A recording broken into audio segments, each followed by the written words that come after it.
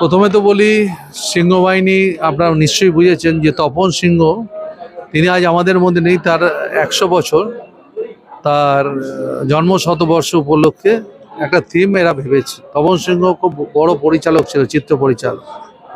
আজকের দিনে আনন্দ লাগছে যে তপন সিংহকে মনে রেখে যারা করছেন তারা খুব ভালো কাজ করছে। তার অনেক বই ছিল, জিন্দের বন্দি থেকে কাবলিওয়ালা থেকে শুরু করে বাঞ্ছারামের বাগান থেকে এতগুলো বইকে তিনি মানুষের কাছে বই তৈরি করেছিলেন। এবং বই তৈরি করে যখন মানুষ আনন্দের জন্য করে, এবং বইগুলো সব দু একটা বই তো আমি জানি খুবই ভালো হিট বই ছিল সেগুলো।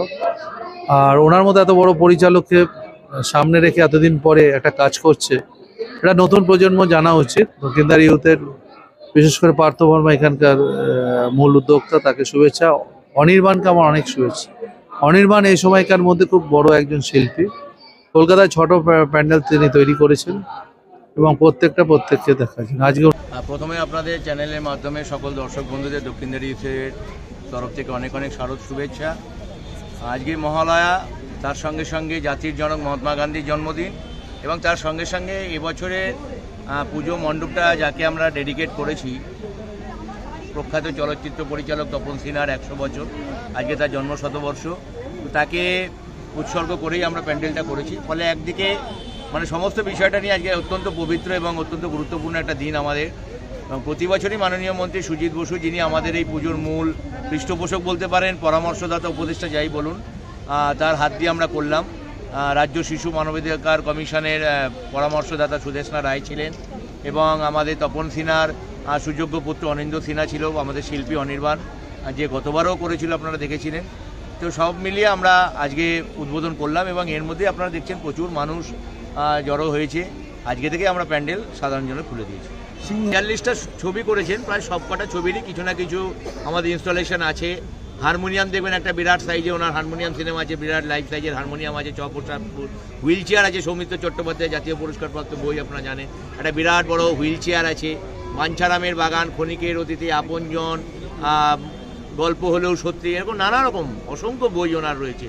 সফেদাতে আপনার মণ্ডপের যে মূল যে মণ্ডপটা যেখানে ঠাকুর রয়েছে, সেখানে থেকে একটা বিরাট বড় হাতির মাথা আমরা তৈরি করেছি। তিনটে বই তপনবাবু তার পরিচালনায় করেছিলেন। তার প্রথম সিনেমা অঙ্কুশ, তারপরে সফেদ হাতি, অত্যন্ত সারা জাগানো সিনেমা, এবং তারপরে আজকাল রবিনহুড। এই তিনটে ছবি তিনি হাতি নিয়ে করেছেন বলে আমরা হাতির একটা বিরাট মূর্তি আমরা এখানে করেছি। এইভাবে দক্ষিণদারি ইউথের পুজো আমি গত বছর এসেছিলাম। যে কথাটা আপনারা বললেন যে এখানে একটা মৃৎশিল্পীদের নিয়ে তাদের এই শিল্পটা যে হারিয়ে যাচ্ছে এবং এই জায়গার ইতিহাসের সঙ্গে সেটা যুক্ত, সেই জন্যই ওটা করেছিল। সেইবারেও অনির্বাণ দাসী মঞ্চসজ্জা এবং সমস্ত আর্টিস্টিক এন্ডেভারটা করেছিলেন, এবং সেই সঙ্গে এবারেও যেরকম প্রেমেন্দু বিকাশ চাকি লাইটিংটা করেছে, এটা ও আমার খুব বন্ধু, সিনেমার লোক, ভীষণ ভালো সিনেমাটোগ্রাফার। তো ও এই লাইটটা যে করেছে, এই লাইট এবং সেই সঙ্গে যে স্ট্রাকচার পুট আপ করেছে অনির্বাণ, এই দুটো মিলিয়ে একটা অন্য ধরনের অ্যাটমসফিয়ার, ভীষণ সিনেম্যাটিক একটা অ্যাটমসফিয়ার হয়েছে। এবং আমার সত্যি ভালো লাগছে যে সিনেমাকে ওরা এতটা প্রাধান্য দিয়েছে, এবং আমি তপন সিনহার খুব বড় ভক্ত, এবং একসময় ওর সঙ্গে কাজও করেছি। আরেকটা কাজ করার কথা ছিল, সেটা হয়ে ওঠেনি আমার নিজের অক্ষমতার জন্য, কিন্তু ওনাকে আমি নমস্য মনে করি, এবং আমি যে ধরনের ছবি করি আমি তপন সিনহাকেই এমিউলেট করতে চাই। উনি যে ছবি রুচিশীল অথচ যেটা বাণিজ্য সফল, সেরম ছবি করতেন, এবং কত বড় বড় মানে ছবি শুধু নয়, কত বড় বড় ইস্যু নিয়ে উনি করেছেন। আজকের দিনে ভাবুন তো, উনি তো আতঙ্ক নিয়েও করেছিলেন, এক ডক্টর কা মতও করেছে, মানে একেবারে প্রাসঙ্গিক সমস্ত সাবজেক্টস নিয়ে উনি কাজ করেছেন।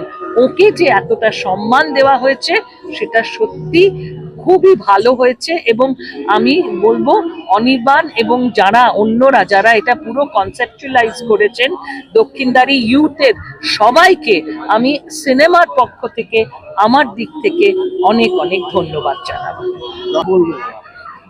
না, তপন সিনহা ঠিক হারিয়ে যাননি, তপন সিনহা আমাদের মধ্যেই রয়েছেন। আজকে তপন বাবুর শতবর্ষ হলো, 100 বছর বয়স হলো তপন বাবু।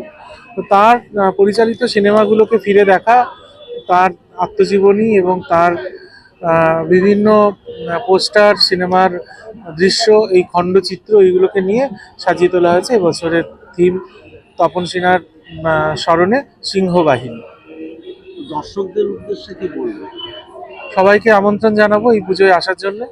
আমি অপেক্ষা করছি আপনাদের জন্য, আপনারা সবাই আসুন, সবার পুজো ভালো কাটুক, শুভ শারদীয়া। এই থিমের মাধ্যমে